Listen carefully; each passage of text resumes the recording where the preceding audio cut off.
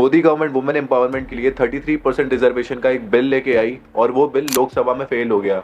ऐसा क्यों, आइए समझते हैं। इसको समझने के लिए थोड़ी हिस्ट्री जानते हैं। लोकसभा में करंटली 543 सीट्स हैं और वो सीट्स हर एक स्टेट की पॉपुलेशन के हिसाब से डिवाइडेड है। अब अगर मैं 1971 की बात करूं तो सदर्न पार्ट ऑफ इंडिया ने पॉपुलेशन कंट्रोल को बहुत ज्यादा सीरियसली लिया। अब प्रॉब्लम ये थी कि अगर सीट्स जो है वो पॉपुलेशन के हिसाब से डिस्ट्रीब्यूट होती तो साउथ इंडिया ने जो पॉपुलेशन कंट्रोल करके एक अच्छा स्टेप लिया उसके लिए ही उसको पनिशमेंट मिल जाती।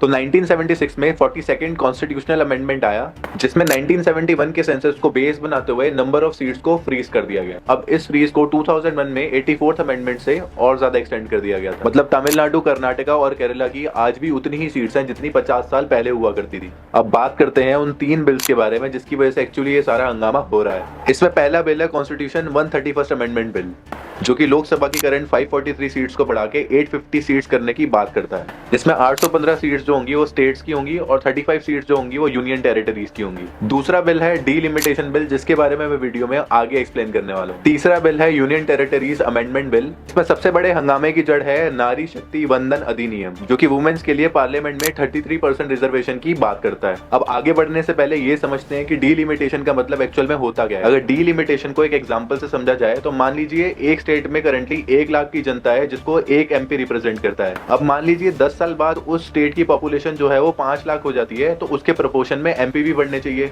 जो कि इस केस में 5 होंगे। बस इसी को डीलिमिटेशन बोलते हैं। अब नरेंद्र मोदी सरकार ने नारी शक्ति वंदन अधिनियम को डीलिमिटेशन बिल और कॉन्स्टिट्यूशनल 131st अमेंडमेंट बिल से लिंक कर दिया, जिसके लिए ऑपोजिशन ये कह रहा है कि रिजर्वेशन देने के लिए नंबर ऑफ सीट्स बढ़ाने की जरूरत ही क्या है। अब अगर वुमेन्स की रिजर्वेशन बिना नंबर ऑफ सीट्स बढ़ाए कर दी जाती है तो बीजेपी को अपने एग्जिस्टिंग मेल एमपीज को उनकी पोजीशन से हटाना पड़ेगा, जो कि ऑब्वियसली वो नहीं चाहते। अब इस पर सबसे बड़ा खेल ये है कि अगर आप नॉर्थ इंडिया और साउथ इंडिया की डेमोग्राफिक्स की बात करें, एग्जांपल के तौर पे यूपी की पॉपुलेशन अगर 20% से बढ़ी है तो केरला की अराउंड 4% से ही बढ़ी है। तो अगर इस हिसाब से देखा जाए तो मेजोरिटी नंबर ऑफ सीट्स जो आएंगी वो नॉर्थ से आएंगी, जहाँ पे बीजेपी की पकड़ बहुत ज्यादा मजबूत है और इसकी वजह से बीजेपी विल ऑलवेज डोमिनेट। तो इसके लिए ऑपोजिशन ने ये बोला कि ये वुमेन रिजर्वेशन की आड़ में नॉर्थ को फायदा पहुंचाने की कोशिश है। That is the only reason कि ये बिल्स जो है वो अपोज करे जा रहे हैं। अब कॉन्स्टिट्यूशनल अमेंडमेंट करने के लिए 2/3 मेजोरिटी चाहिए रहती है, जो कि होते हैं 352 वोट्स। अब इस वोटिंग का ये नतीजा आया कि सिर्फ 298 वोट्स ही इन बिल्स के फेवर में थे। 12 साल में पहली बार मोदी सरकार का कोई कॉन्स्टिट्यूशनल अमेंडमेंट लोकसभा में फेल हुआ।